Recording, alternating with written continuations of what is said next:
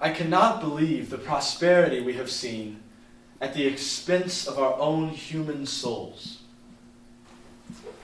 We're the new generation, bound by our own creed, yet we lose one another without the effect of ever considering the true meaning of change, the true meaning of progress. That said, what is progress, given that we all start at different points in our lives? Do we even have a common goal?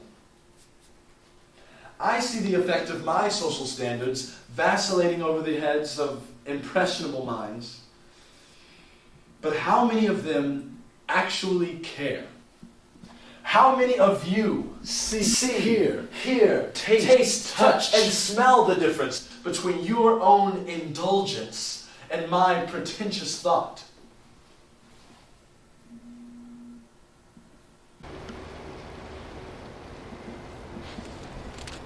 Check this, Will. I was thinking last night about what it is that we all live for. And more importantly, why it is that the majority of us human beings suffer, while the privileged few just live. What does that have to do with anything?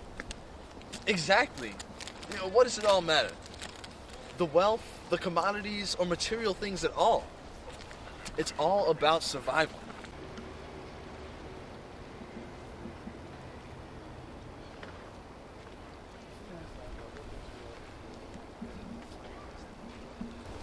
It's about our need to survive as human beings, stood up against our will to live.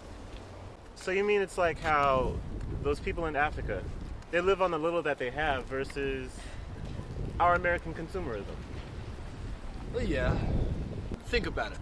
At its core, the means by which we as human beings need to survive consist of food and water alone. We don't need anything else.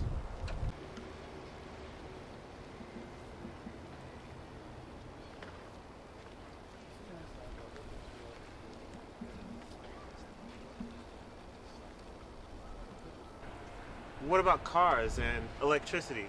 I mean, those things help us live a lot easier. And besides, if we didn't have those things, then we'd be reverting to living like cavemen. But we'd survive nonetheless. At its most basic level, what we need has to be defined by what it takes to survive, and only to survive. Anything else is extra.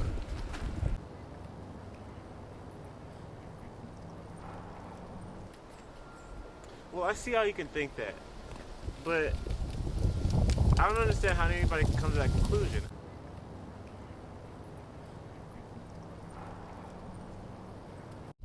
I mean, it's like eating the forbidden fruit. Once you've worked so hard to live a privileged life, you sure as hell don't want to give it up.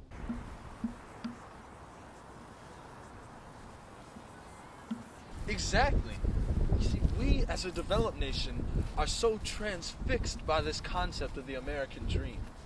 So much so that we disapprove of living within our means. If you ask me, I'd be perfectly fine with living in the hood or the ghetto if it meant that I didn't have to spend an arm and a leg to pay for rent. The same thing with clothes. I don't know why people be maxing out their credit cards, trying to bust their ass to get the latest clothes when they're only going to wear the shirt or dress once. Anyways, it's all relative, depending on how you look at it. To me, the world is just a bunch of inconsistencies.